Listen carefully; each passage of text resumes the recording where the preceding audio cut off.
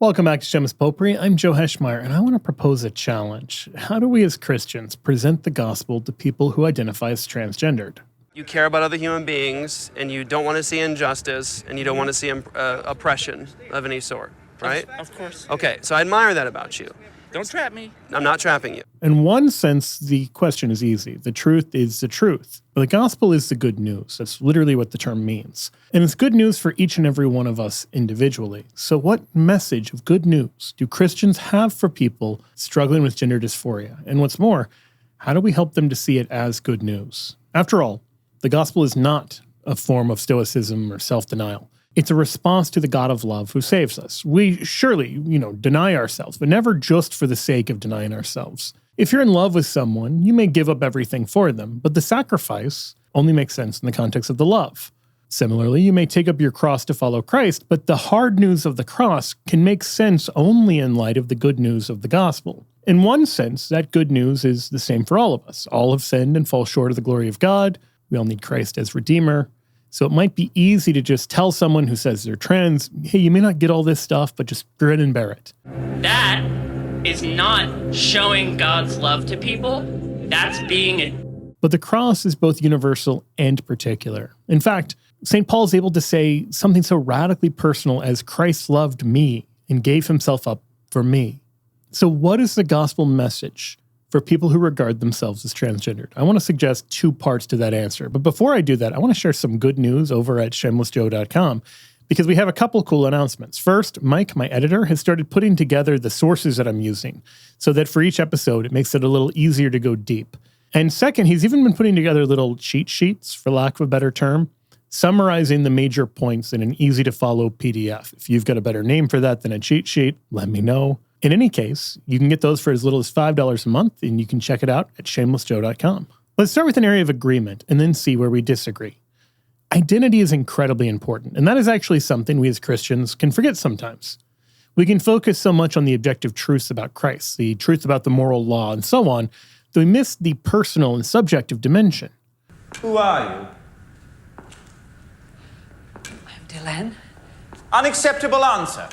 I already know your name. Who are you?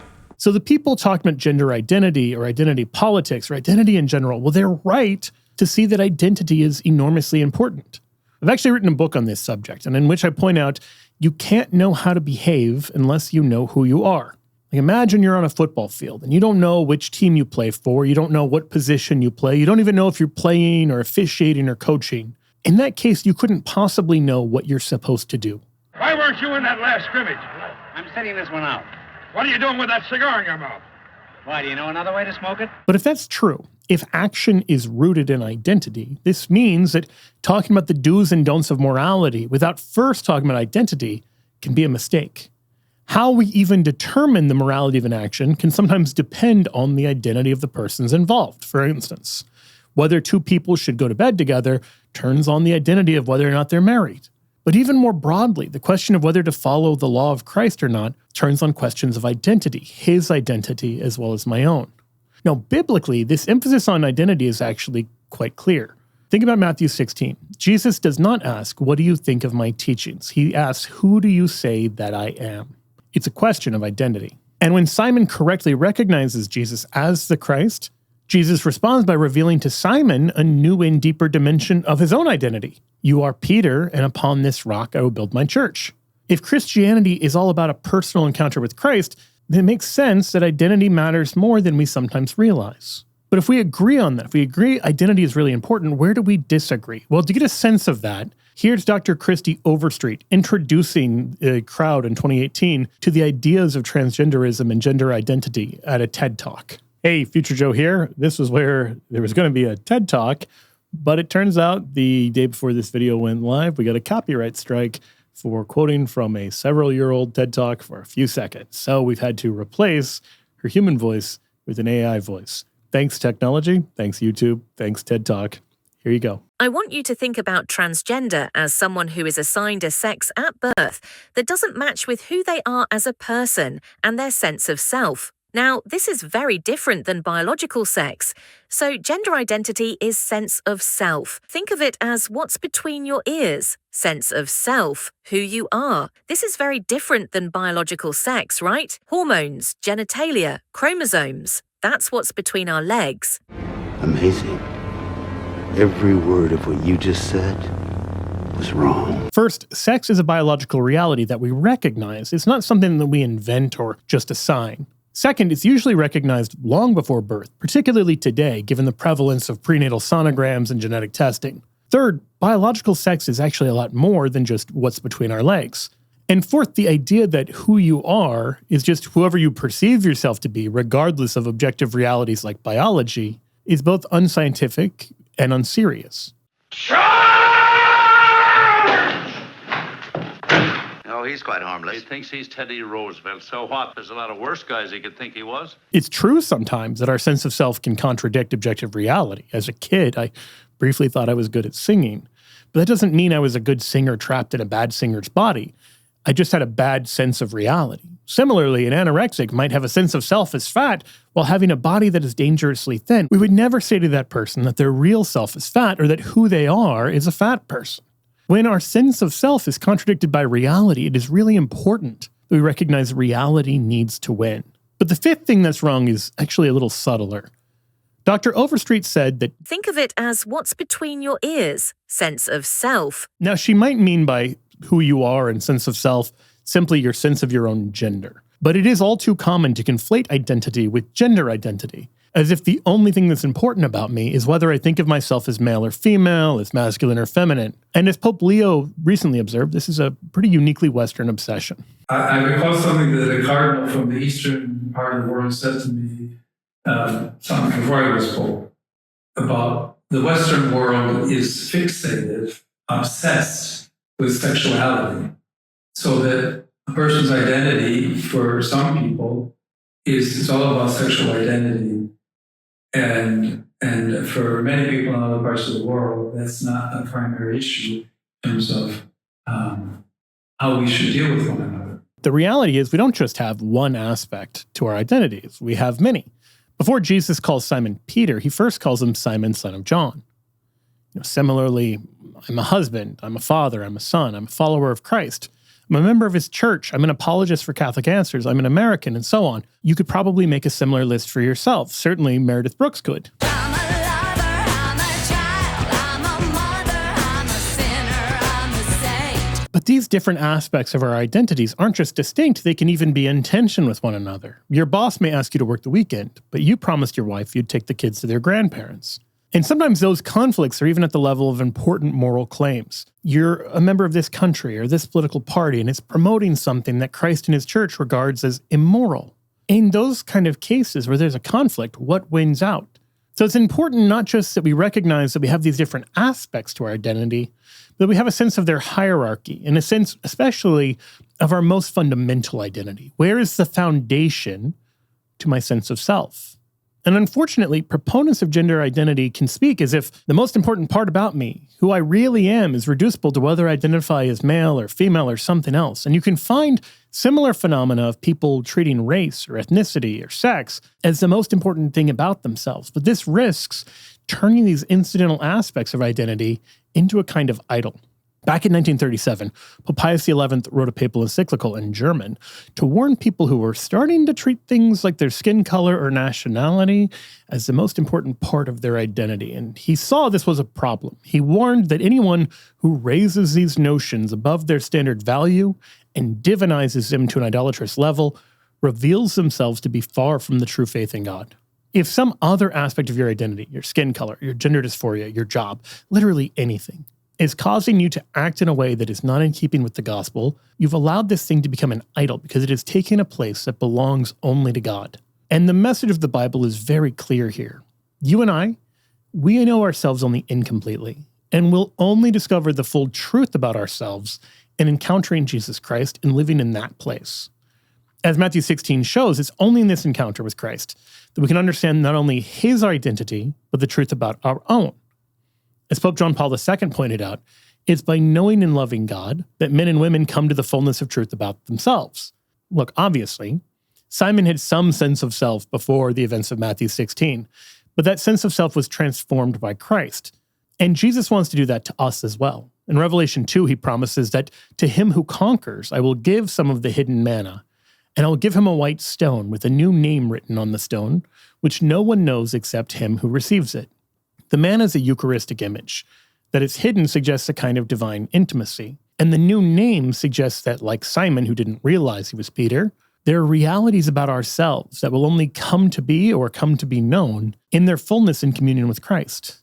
So while the gender identity crowd is right to focus on identity, they're wrong to treat such a relatively unimportant part of our self-sense as the core of our identity. The core of our identity is and must be that we're made by God for communion with God, that we're called to be sons and daughters of God. In the words of Pope Leo, I'm trying to say, this is what Francis said very clearly when he would say, todos. Everyone's invited in. But I don't invite a person in because they are or are not of any specific identity. I invite a person in because he's a son or daughter of God. That's it. That's your deepest, most foundational identity. And here's why this matters. If somebody thinks that their deepest identity is living a transgendered lifestyle or a same-sex lifestyle or whatever else, and the gospel calls them to a different way of life, then the gospel sounds like repression or like hate. You can only follow Christ if you stop being your true self. Faced with that, people choose either a path of unhappy repression or a path of living their truth by rejecting the gospel call. But that's a false choice. If who you are truly is a son or a daughter of God, then living in accordance with the way God made you and living in accordance with the law of God isn't repressing your true self. It's becoming your true self. See, I think sometimes for me, I got the rules of God, but I never got his heart. And if you don't capture, if you haven't experienced God's heart, I actually don't know if we even understand his rules or his ways. If you listen to the framing of people like Dr. Overstreet, the problem is not just the exaggerated and idolatrous emphasis on subjective gender identity. It's also the disregard for the language of the body. Her conception of who you are doesn't seem to include the body at all. The body is incidental or even irrelevant. It's why activists were able to get the medical profession to stop saying sex change operation and start saying gender-affirming care. The sexed nature of the body and objective reality is obscured in the service of focusing on one's subjective experience of gender. So part of the good news for somebody living in this world involves revealing that biological sex isn't irrelevant, and it's not a problem that needs fixing, and it's not just a stumbling block to your true identity. No, the body is a gift, and it's a sign that helps point to who and what we are. This is what John Paul II called the nuptial meaning of the body. The idea is straightforward. Your body has a complete circulatory system, a complete respiratory system, and so on, but you only have half of a reproductive system. It's the only part of the body that it takes another person to complete, and it must be another person of the opposite sex. So the nuptial meaning of the body reveals both that men and women are different, and that these differences are good, since we are incomplete without one another. As Monsignor Charles Pope explained, the very design of our body orients us toward a marital, nuptial, relationship with man made for woman and woman made for man, and that our sexual distinctions of male and female are not merely arbitrary physical aspects. Rather, they bespeak deeper spiritual realities that we must learn to appreciate and respect. This means that the maleness or the femaleness of your body truly is a God-given gift. It doesn't mean you have to walk around being a gendered stereotype of what it is to be a man or a woman. As a kid who didn't like sports, I remember my karate teacher talking about how some of the greatest poets in Japanese history were samurai. Prior to that moment, I thought of poetry as a girl thing, and so it was a kind of light bulb moment for me, because I could suddenly see that there were actually lots of ways of living out one's masculinity. And unfortunately, a lot of young people are not getting that message. They're being taught, whether by sexists or gender ideologues, that if they don't fit into a narrow conception of masculinity, they're not real men. Or if they don't fit into a certain female ideal, they're not real women. And that is just false. It's not your love of monster trucks or sports ball that makes you a man. It's your body, it's your genetics, and ultimately your God.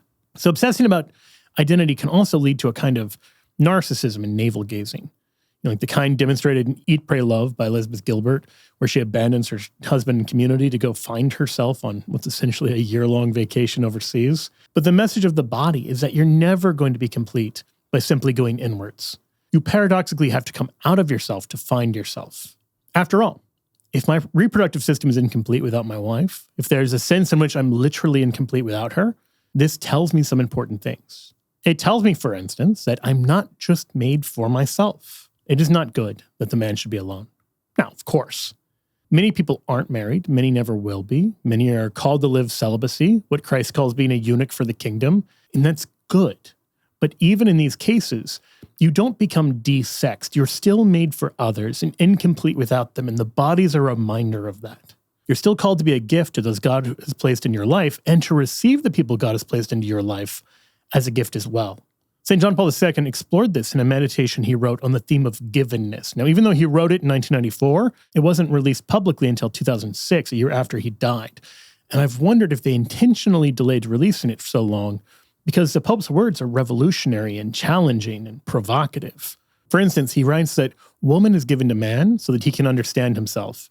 And reciprocally, man is given to woman for the same end. They are to mutually affirm each other's humanity, awed by its dual richness. He sees in the story of Adam and Eve that awareness of gift and givenness, and how for man, woman is first an object of awe and wonder.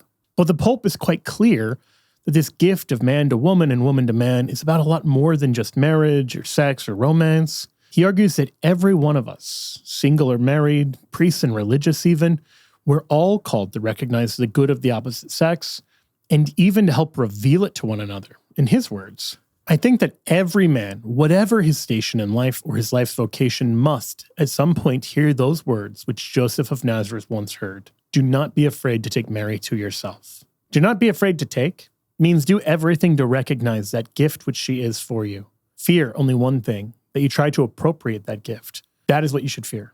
As long as she remains a gift from God himself to you, you can safely rejoice in all that she is as that gift. What is more, you ought even to do everything you can to recognize that gift, to show her how unique a treasure she is. Every person is unique. Uniqueness is not a limitation, but a window into the depths. Perhaps God wills that it be you who is the one who tells her of her inestimable worth and special beauty. Look, you can imagine how easily this meditation could be misunderstood. This is not a call for priests to have emotional affairs or worse with women while telling them how special and beautiful they are. The Pope rightly warns to watch the spiritual fruits and ensure that these desires are good ones. But he's clear, even men called to celibacy, they're not to simply shun women. After all, Jesus himself had close friendships with women. Rather, what the Pope is calling for, what we can all learn from, is relating in a way that is sexed without being sexual. The easiest way to think about it is like this. I've got a daughter, and it means something different for my daughter to hear from me that she's beautiful than to hear those same words from her mother. Because on some level, she knows I'm a different kind of creature, and so the praise is coming, as it were, from outside. Similarly, we're in the habit of addressing Mary as Our Lady, and her being a lady and not a man matters for how we relate to her. So this is what we should all be striving for, not to fit in some overly narrow box of what we imagine masculinity or femininity to be, but to recognize the gift of our body and of our sex and the gift of the opposite sex. It's only in this way that we can ourselves be a total gift, a disinterested, sincere gift, in order to recognize in every person the gift that he is and to thank the giver for the gift of the human person. And this topic of men and women, what makes us different, what makes us complementary, I know this is a very deep topic, and we're sort of skimming the surface. It's actually something I've explored in much greater depth and addressing some of the popular myths about sex and gender. So if you want to see a much deeper dive, you can get that right here. Either way, I want to say thank you for watching, and for Shameless Popery, I'm Joe Heschmeyer. God bless you.